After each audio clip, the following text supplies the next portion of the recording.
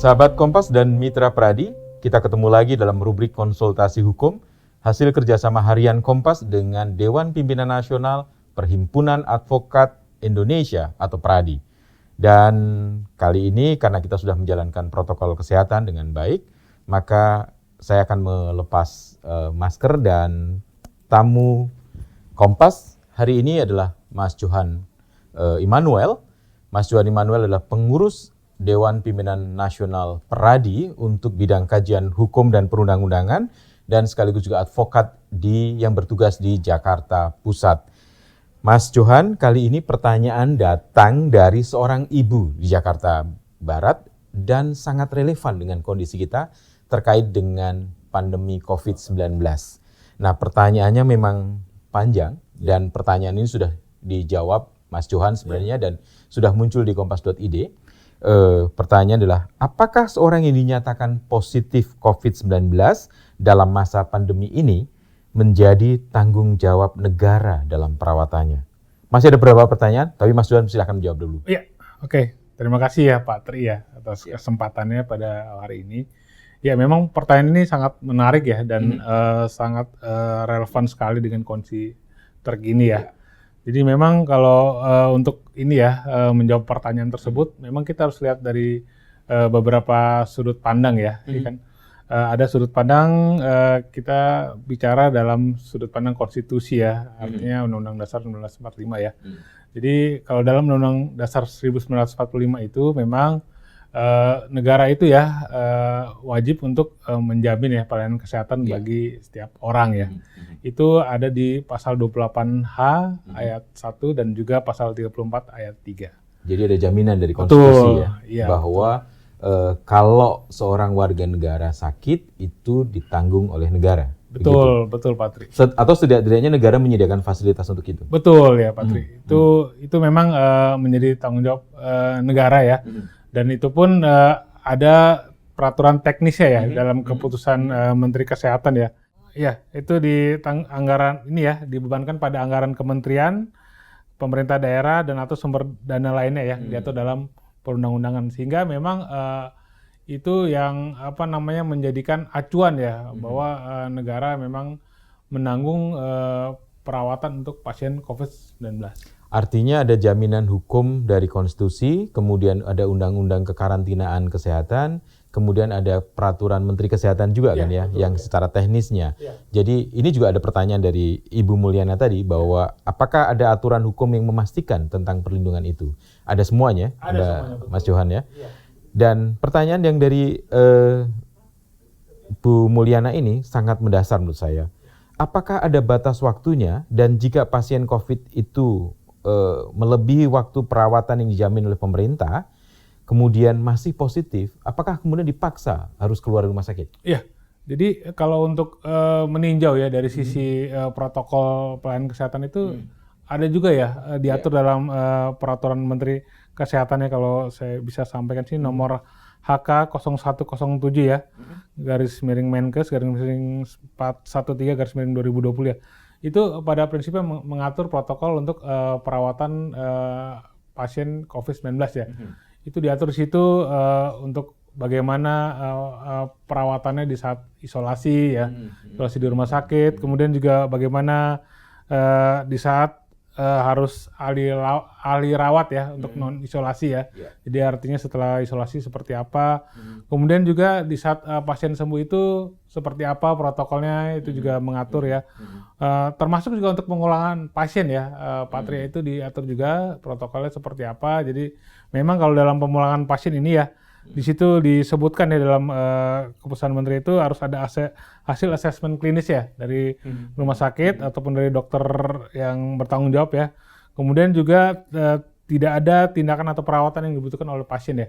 Jadi memang ini harus dipenuhi dulu ya kalau memang untuk pemulangan pasien ya. Jadi bahkan kalau bicara tentang harinya memang tergantung dari kondisi pasien itu sendiri ya. Ya, dan hasil dari protokol rumah sakit itu. Ya, meskipun tidak ada pertanyaan dari Ibu Mulyana, Mas Johan, tapi dalam prakteknya ada beberapa kasus misalnya seorang pasien penderita COVID, positif COVID-19, kemudian masuk di sebuah rumah sakit termasuk rumah sakit darurat misalnya, kemudian 10 hari, kan kalau aturan Menteri Kesehatan kayaknya 10 hari kira-kira gitu, 10 hari dia masih positif, dan kemudian dia harus keluar dari rumah sakit.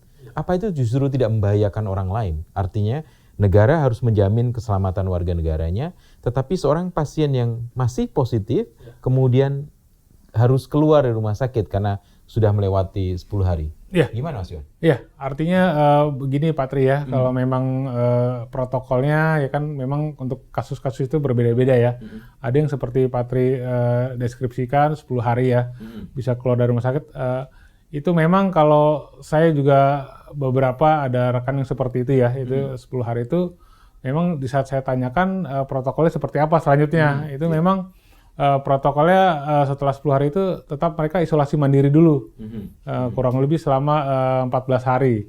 Baru setelah isolasi mandiri itu baru bisa beraktivitas kembali seperti biasa. Artinya kalau dia sudah 10 hari harus keluar ya dia harus keluar ya, karena untuk orang lain lagi yang masuk ke situ. Iya, ya sebetulnya memang itu kan ini Pak ya, protokol dari rumah sakit dan maupun kebijakan dari rumah sakit itu sendiri ya. Memang kalau secara Kemenkes itu kan diatur ya 10 hari ya, kan plus 3 ya. Nah itu artinya memang menurut penelitian secara medis ya, bahkan dari Kementerian Kesehatan itu memang setelah 10 plus 3 itu kalau ini ya, kalau dari rekan-rekan yang penyintas ya, yang menyampaikan bahwa itu sudah sudah tidak ada potensi penularan lagi dari virusnya. Tapi memang sekali lagi bahwa yang sudah pernah 1 kali ya terserang COVID pun bisa 2 kali Pak. Jadi memang tetap setelah keluar rumah sakit tetap harus menjaga protokol kesehatan 6M itu. Ya, sahabat Kompas dan Mitra Pradi bisa saja mengajukan pertanyaan-pertanyaan terkait dengan hukum ini, konsultasi hukum ini, dengan mengirimkan email ke hukum@kompas.id atau kompas@kompas.id. Mas Johan, masih ada satu pertanyaan lagi sebenarnya yang ditanyakan oleh pengembangan dari pertanyaan dari Ibu Mulyana di Jakarta Barat ini.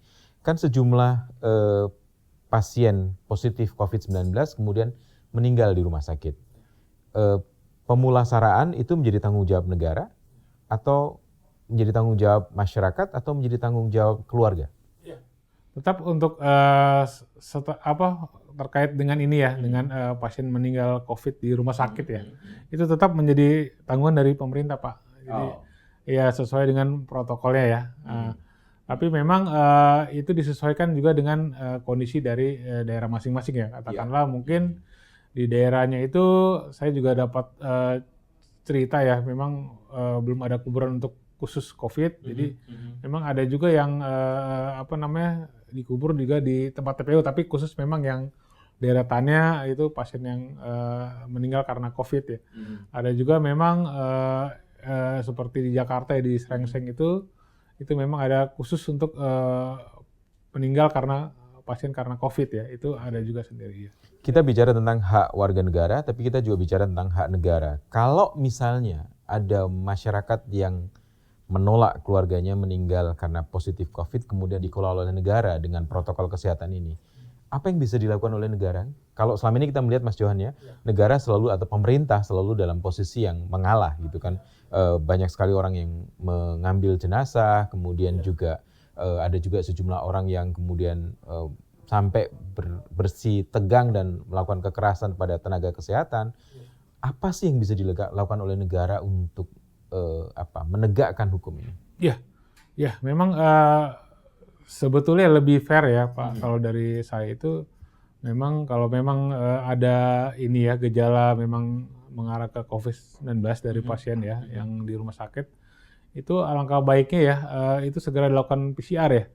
Kadangkala memang ada cerita juga ya yang ke saya itu dari beberapa teman-teman itu ada juga memang sudah masuk rumah sakit tapi belum di PCR juga ya, karena banyaknya pasien juga ya di rumah sakit tersebut ya, sehingga di saat meninggal itu belum ada hasil PCR karena dari diagnosa ya yang keluar itu dari rumah sakit bahwa ada gejala COVID itu langsung secara protokol dikuburkan secara COVID ya. Sebetulnya kan lebih fairnya kan harusnya segera ya dilakukan PCR ya kan di rumah sakit tersebut. Jadi artinya kalau masyarakat diminta mengikuti protokol kesehatan, maka negara atau pemerintah atau siapapun yang menegakkan aturan dalam konteks penanganan COVID-19 ini juga harus mengikuti juga protokol hukumnya ya. Iya betul. Sehingga tidak Sebaiknya menimbulkan seperti itu, konflik, Pak. Iya betul. Jadi jangan sampai nanti justru menjadi polemik kan. Artinya kan seperti pas ada beberapa diberitakan bahwa memang ada yang justru yang sudah dikuburkan ya kan kembali ini ya digali untuk dipindahkan karena memang tidak terbukti bahwa pasien yang meninggal tersebut adalah terkena COVID-19. Oke, terima kasih Mas Johan. Penegasan aja bahwa semua pasien penderita COVID-19 itu dalam perawatannya menjadi tanggung jawab negara. Iya, betul sekali itu. Iya, itu kata kunci, sahabat Kompas dan Mitra Pradi. Kata kuncinya adalah pasien COVID-19 itu menjadi tanggung jawab negara dalam penanganannya dalam konteks pandemi ini. Dan tentu banyak sekali persoalan-persoalan hukum di masyarakat kita. Sekali lagi, kalau ada pertanyaan terkait dengan masalah-masalah hukum, silakan sahabat Kompas dan Mitra Pradi mengajukan pertanyaan melalui hukum@kompas.id dan kompas@kompas.id, maka nanti ada sekitar 50.000 pengacara, advokat, anggota Pradi dengan segala keahliannya yang akan memberikan jawaban dan semoga kita semakin memahami hukum dan menjadi warga negara yang baik. Terima kasih Mas Johan, terima kasih sahabat Kompas.